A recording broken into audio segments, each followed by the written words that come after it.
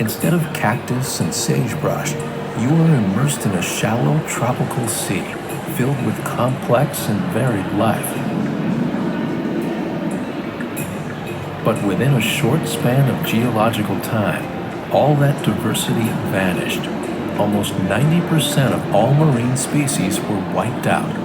It was the Great Dying, the biggest mass extinction in Earth's history.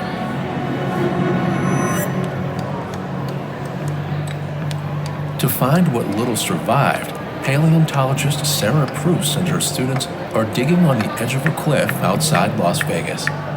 What we see filling in the void left by the end Permian mass extinction are these tiny bivalves and tiny snails. There's so little evidence for life in these rocks, and that means something profound happened to our planet. But what could have triggered the catastrophe?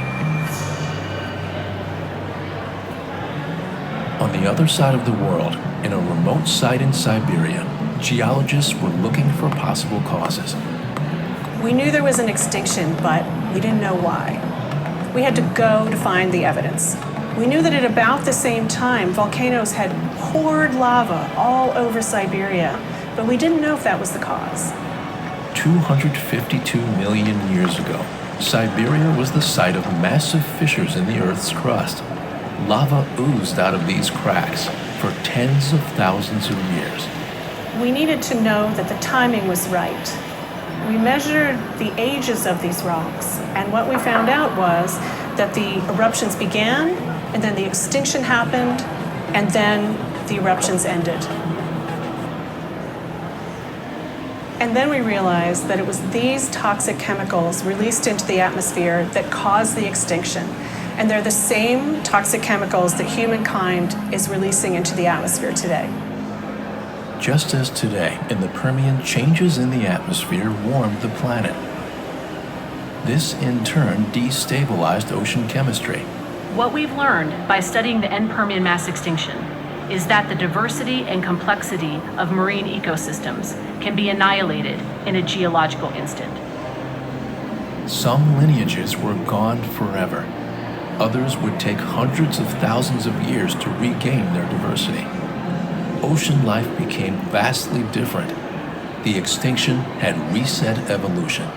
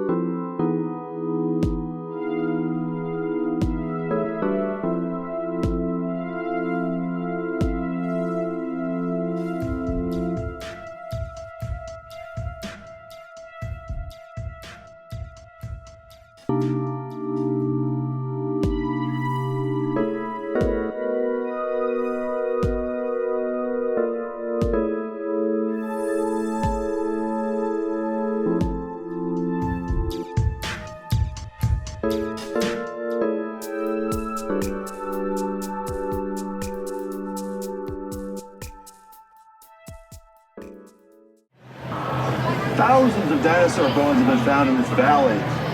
Chunks like this you find just walking around all over the place. This is a piece of a Triceratops dinosaur. But what's so amazing about these dinosaur bones is not where we find them, but where we don't.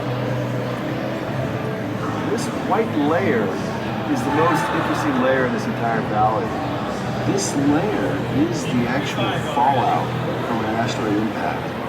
Dated the layer to 66.02 million years ago, precisely the time the dinosaurs were extinct. Below this layer, dinosaur bones are really common. Above it, they're absent. On a single day, evolution changed course. An asteroid smashed into Earth, triggering a massive extinction. It set off a chain of devastating events: fires, acid rain, ash clouds. People always talk about the extinction of the dinosaurs, but think about the rest of the ecosystem. The plants, the insects, all the little mammals, crocodiles, turtles. It was a major ecosystem-wide catastrophe. The event was so cataclysmic that even life in the open ocean was devastated. Scientists drilling sediment cores found evidence of the annihilation, revealed through microscopic organisms called foraminifera.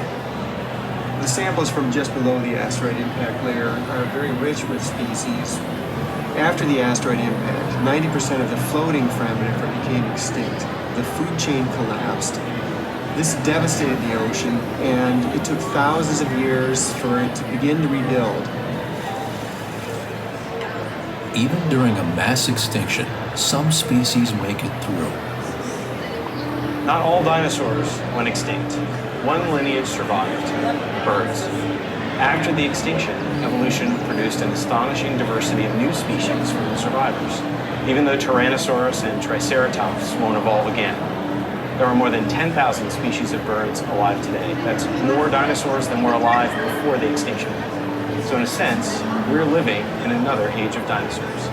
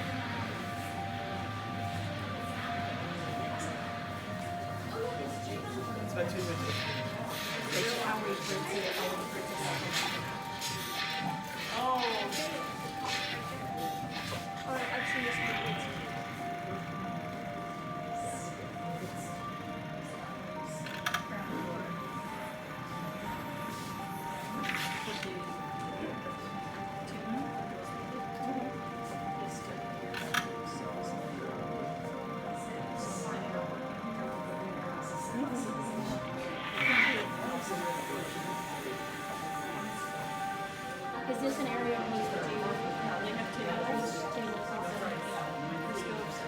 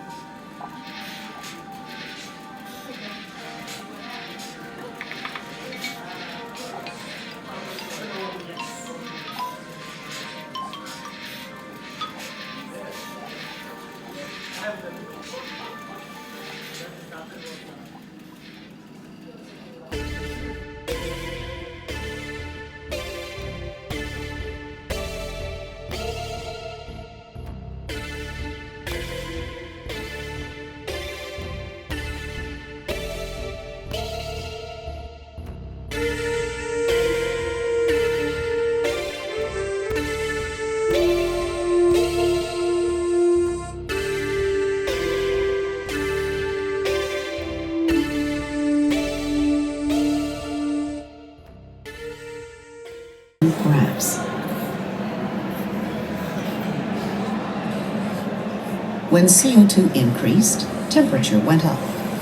When CO2 decreased, so did temperature. Today, CO2 is skyrocketing higher than any time in the past 800,000 years as we burn fossil fuels and cut down forests.